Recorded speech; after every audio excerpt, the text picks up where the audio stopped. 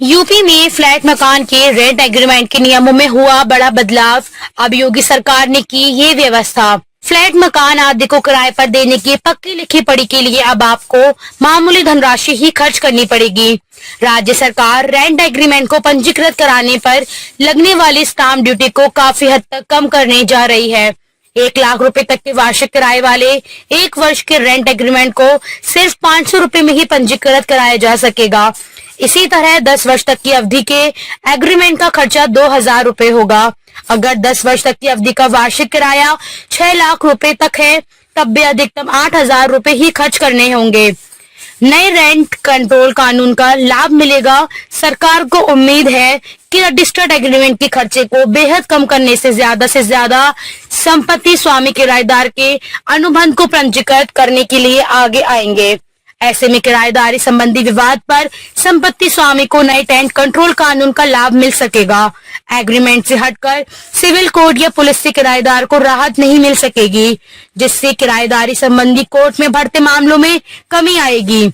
वर्तमान में rent agreement register कराने पर औसत वार्षिक किराए का 2% स्टाम्प ड्यूटी देनी पड़ती है। यही कारण है कि फ्लैट मकान मालिक और किराएदार ज्यादातर रेंट एग्रीमेंट को रजिस्टर्ड नहीं कराते हैं। चूंकि कानूनन 11 महीने के रेंट एग्रीमेंट को रजिस्टर्ड कराने की अनिवार्यता नहीं है, इसीलिए 100 रुपए के स्टाम्प पेपर पर रेंट एग्रीमेंट से ही काम चलाया जा रहा है।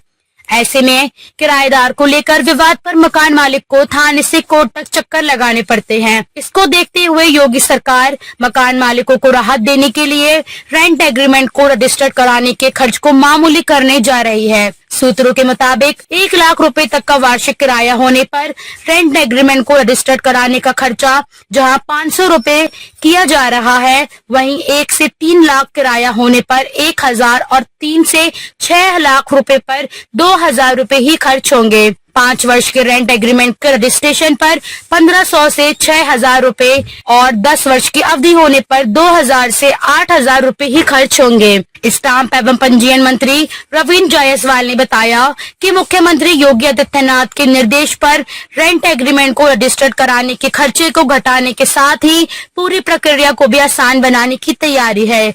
जल्द ही संबंधित प्रस्ताव को कैबिनेट की मंजूरी मिलते ही लागू किया जाएगा।